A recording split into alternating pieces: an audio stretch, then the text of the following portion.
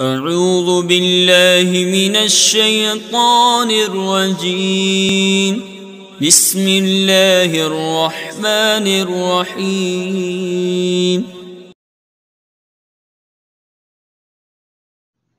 بسم اللہ الرحمن الرحیم۔ میں مجاہد حسین رضوی، استاذ دارالعلوم غریب نواز الہ آباد، درجہ رابعہ کے متعلمین سے مخاطب ہوں اور شرح جامی بحث اسم کا درس دینے جا رہا ہوں۔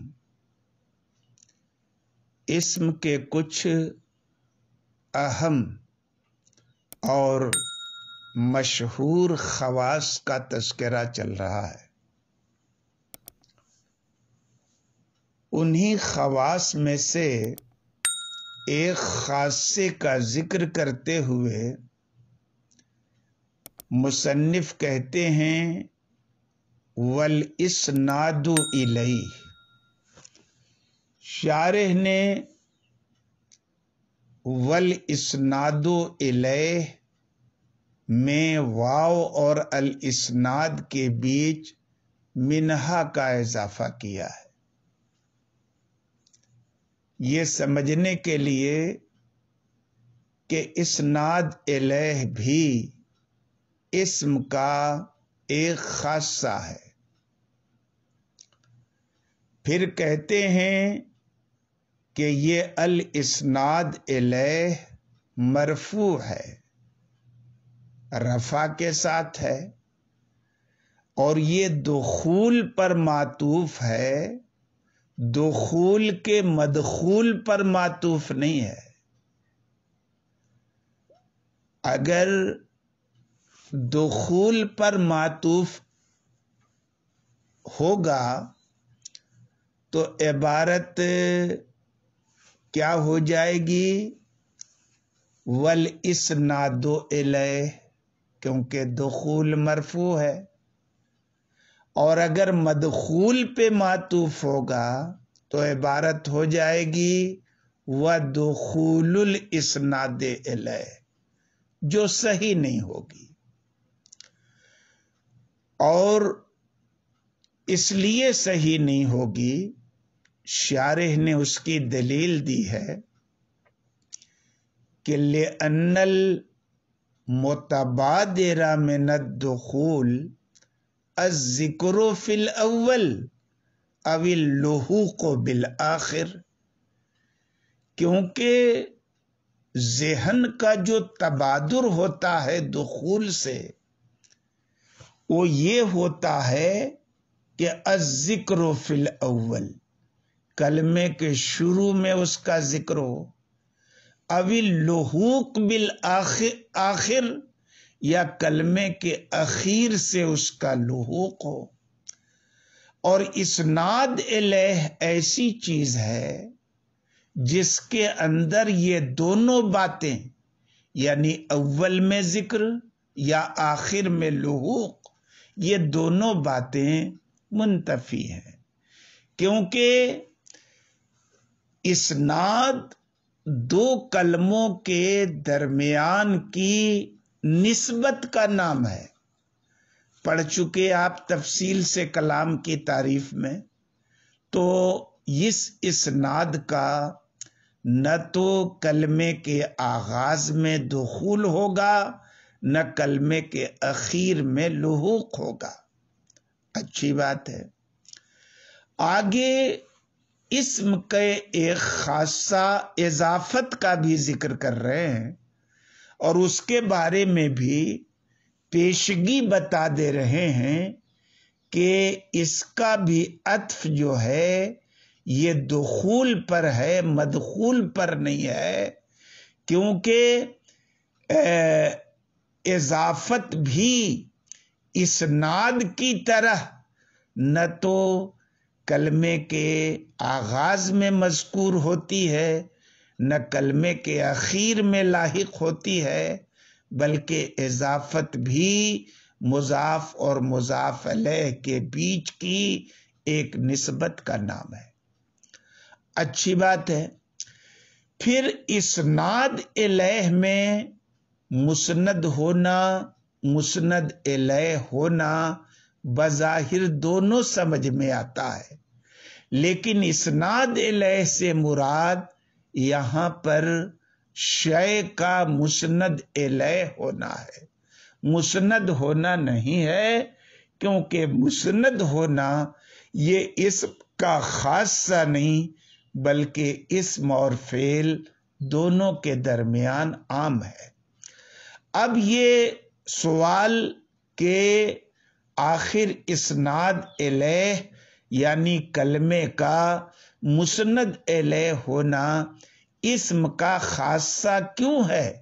کہتے ہیں کہ وَإِنَّمَا اخْتُصَّ هَذَا الْمَعْنَى بِالْاسْمِ، اور جزی نیست کے یہ معنی یعنی کلمہ کے مسند الیہ ہونے کا معنی اسم کے ساتھ خاص ہے، لِأَنَّ الْفِعْلَ قَدْ أُوذِیَ لِأَنْ يَكُونَ ابداً مسندا، کیونکہ فعل کی وضع اس لیے ہوئی ہے کہ وہ ہمیشہ فقط مسند بنے، لِأَنْ يَكُونَ ابداً مسنداً، فقط ہمیشہ وہ مسند بنے، صرف اس کے لیے فعل کی وضع ہوئی ہے۔ اب اگر آپ فعل کو جملے میں مسند الیہ بھی بنا دیں تو لازم خلاف وضعہ، فعل کی وضع کے خلاف لازم آئے گا، اور ظاہر ہے واضح کے خلاف کلمے کا استعمال یہ کسی کے لیے جائز نہیں ہے، اس لیے فعل ہمیشہ مسند ہوگا، مسند الیہ نہیں ہوگا۔ تو اب ظاہر ہے اسم کا مسند الیہ ہونا یہ اس کا خاصہ بنے گا، کیونکہ حرف کے تو نہ مسند ہونے کا سوال ہے نہ مسند الیہ ہونے کا سوال ہے، اور فعل بھی وضعی اعتبار سے مسند الیہ نہیں ہو سکتا، تو طے ہو گیا کہ مسند الیہ ہونا یہ اسم کا خاصہ ہے۔ بات ختم ہو گئی۔ ایک اور خاصہ ضمناً جس کا آپ نے ابھی تذکرہ پڑھا کہ منہل اضافت،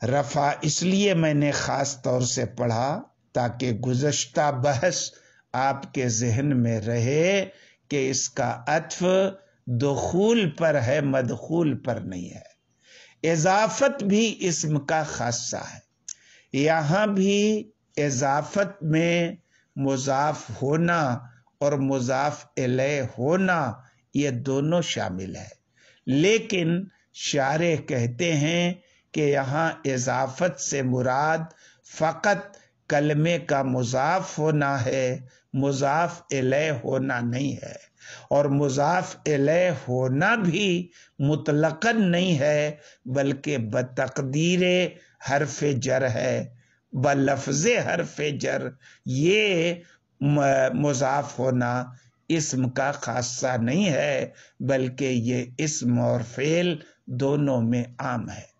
شارح کہتے ہیں الاضافت کی تشریح میں اے کون الشیء مضافا بتقدیر حرف الجر، یعنی شے کا کلمے کا مضاف ہونا حرف جر کی تقدیر سے، حرف جر کے لفظاً ذکر سے نہیں، یہ خاصہ نہیں ہے اسم کا۔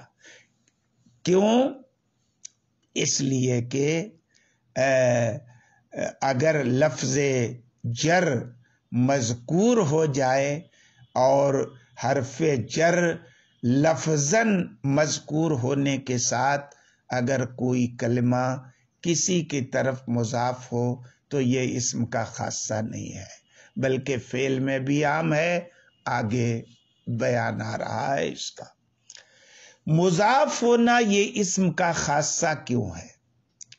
کہتے ہیں کہ اس وجہ سے مضاف ہونا اسم کا خاصہ ہے کہ اضافت کے جو لوازم ہیں وہ اسم کے ساتھ خاص ہیں۔ تو ظاہر ہے جب لازم اضافت کا اسم کے خاص ساتھ خاص ہے تو ملزوم یعنی اضافت بھی اسم کے ساتھ خاص ہوگا، ورنہ لازم اور ملزوم میں انفکاک اور علیحدگی لازم آئے گی جو لازم اور ملزوم ہونے کے منافی ہے نا۔ اضافت کے لوازم کیا ہیں جو اضافت کے ساتھ خاص ہیں؟ کہتے ہیں جیسے تعریف ہے، تخصیص ہے، تخفیف ہے، کہ اگر اضافت معنوی ہو اور وہاں پر کوئی اسم کسی معرفہ کی طرف مضاف ہو جائے تو مضاف معرفہ ہو جاتا ہے، جیسے غلام و زیدن، یہ اضافت معنوی ہے۔ اضافت لفظی اور معنوی کی تعریف ہم پہلے کر چکے ہیں کہ اضافت معنوی وہ اضافت ہوتی ہے جہاں پر غیر صفت مضاف ہو کسی اسم کی طرف، اور جہاں پر صفت مضاف ہوتی ہے اپنے معمول کی طرف وہ اضافت لفظی ہوتی ہے۔ تو اب تعریف یہ لازم ہے اس اضافت کا جہاں پر مضاف کسی معرفہ کی طرف مضاف ہو، جیسے غلام و زیدن میں غلام ایک نکرہ ہے جو زید معرفہ کی طرف مضاف ہونے کی وجہ سے معرفہ بن گیا ہے، اور معرفہ بننا یہ اسم کا خاصہ ہے، اس لیے اضافت مضاف ہونا بھی اسم کا خاصہ رہے گا۔ یا اضافت معنوی میں تخصیص کا افادہ ہوتا ہے جب مضاف کسی معرفہ کی طرف نہ ہو بلکہ نکرہ کی طرف ہو، جیسے غلام و رجل، تو غلام رجل کی طرف مضاف ہوا، رجل معرفہ تو نہیں ہے، نکرہ ہے، لیکن اس اضافت کی بنیاد پر تخصیص اس کے اندر پیدا ہو گئی کہ عورت کے جتنے غلام تھے اس غلام سے نکل گئے تو غلام مخصوص ہو گیا۔ یا اضافت سے تخفیف کا فائدہ ہو جاتا ہے کہ اگر مضاف نہ ہوتا تو اسم پر تنوین آتی، اور مضاف ہو جانے کی وجہ سے اسم پر تنوین نہیں آئی، جیسے زید حسن الوجہ میں حسن پہ تنوین اس لیے نہیں آئی کہ الوجہ کی طرف وہ مضاف ہے اور اضافت مانع تنوین ہے۔ تو ظاہر ہے تخفیف کا مطلب کیا ہوا؟ تنوین کا ہٹ جانا۔ تنوین آتی کہاں ہے؟ اسم پر آتی ہے۔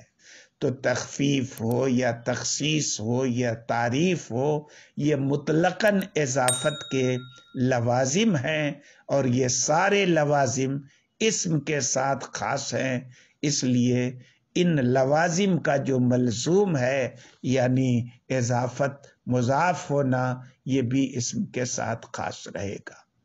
اب ایک سوال پیدا ہوا کہ آپ کہتے ہیں کہ اضافت سے مراد مضاف ہونا ہے، اور مضاف ہونا اسم کا خاصہ ہے، مضاف الیہ ہونا اسم کا خاصہ نہیں ہے، آخر ایسا کیوں؟